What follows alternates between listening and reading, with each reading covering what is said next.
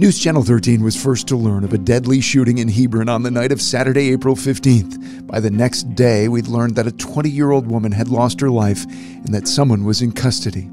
They were basically looking for their friend's house and got mistaken and drove up this driveway. On Monday, we learned Kaylin Gillis was shot and killed while riding in a friend's SUV. The car had mistakenly pulled into a driveway on Patterson Hill Road. The sheriff telling us the homeowner, Kevin Monahan, had fired 2 shots at the Ford Explorer. One hit Gillis in the neck. A lack of cell service in the area prevented Gillis's friends from calling 911 until they'd driven several miles away. By then, it was too late. Responding police spent at least 2 hours trying to coax Kevin Monahan out of his home as he called his attorney from inside his house. When he did come out, he was charged with second-degree murder. The tragic circumstances, an innocent young woman shot and killed while riding in a car, sparked the interest of network news. Gillis's boyfriend telling NBC News his world was taken from him.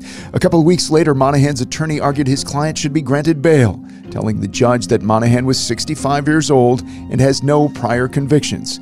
The request was denied by 2 different judges. On May 18th, the Washington County grand jury returns an indictment accusing Monahan of murder, that he acted with a depraved indifference toward human life. He's also accused of reckless endangerment and tampering with physical evidence. He was arraigned on those new charges 1 week later, pleading not guilty. Newly revealed court documents in late May shed light on Monahan's self-defense. They reveal Monahan told police he was asleep at the time of the shooting. When asked what happened, he reportedly answered, "Nothing that I know of," and told police there are hunters shooting in the area all the time. Monahan's attorney would later request that those statements be suppressed.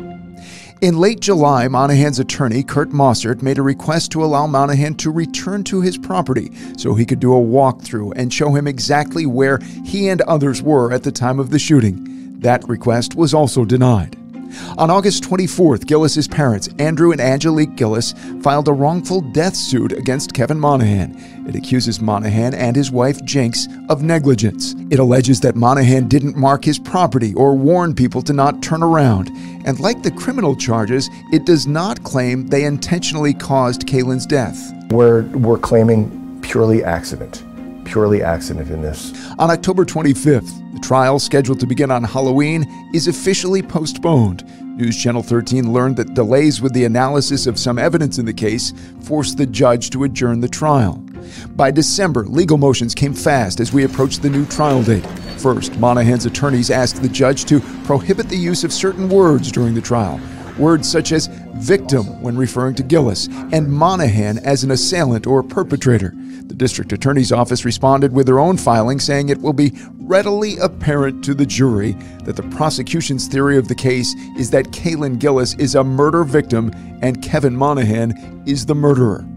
Monahan's attorneys also asked that members of the public be barred from showing up at the courthouse with signs or clothing supporting Kaylin Gillis. And just days before the start of the trial, we learned 500 potential jurors were summoned to the Washington County Courthouse, a record number for a trial in this county.